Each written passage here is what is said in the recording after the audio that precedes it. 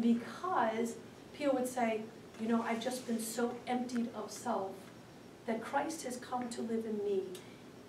And he can say now with St. Paul, it is no longer I who live, but Christ who lives in me. Who's called to that?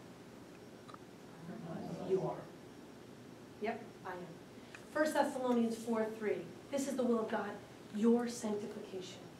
That you become saints, not moderately interested Christians. In fact, C.S. Lewis said, Christianity, if false, is of no importance.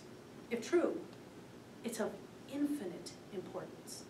The one thing it cannot be is moderately important.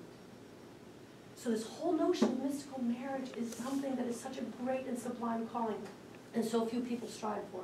And God really needs our yes. He really needs our yes. He only goes where he's invited, right? He won't force his way in on anyone. Back to scriptures, because there's some awesome things.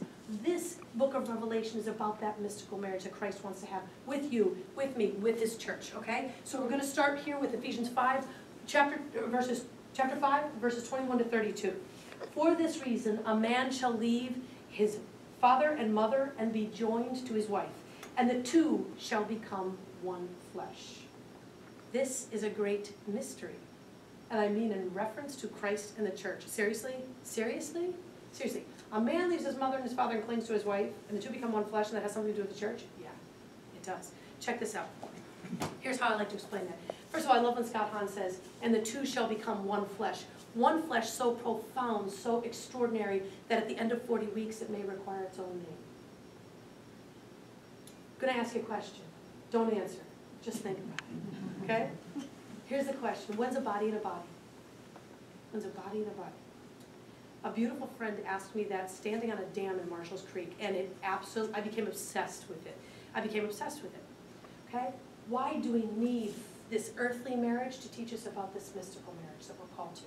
So here's how it goes. The first body in a body union we're gonna mention is the body in a body union of husband and wife, intercourse. And that body in a body union has the incredible, profound, glorious, miraculous power to become another body in a body union.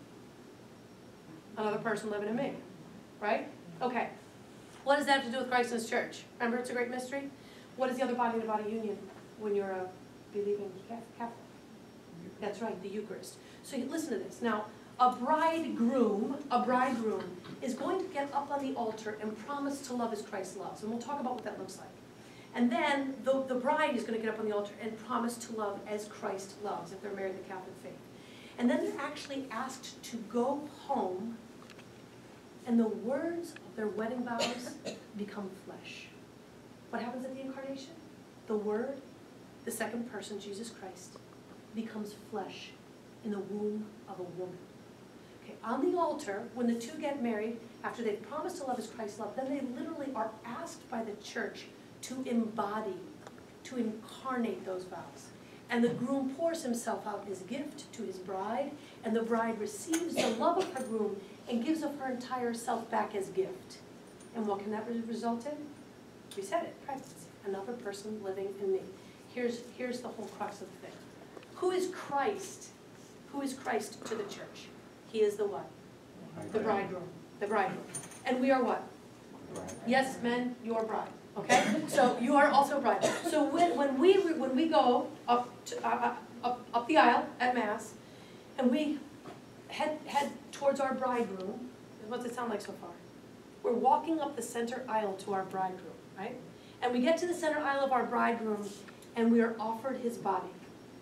And then he places his body in our body. And we give of ourselves entirely back as gift to our bridegroom as bride. And what can it result in? It is no longer I who live, but Christ who lives in me. Mystical union. Mystical marriage. That is the call of every Christian, every person created by God. That we might go in confession, get the junk out of our trunk, and go in communion and fill up on his divine love.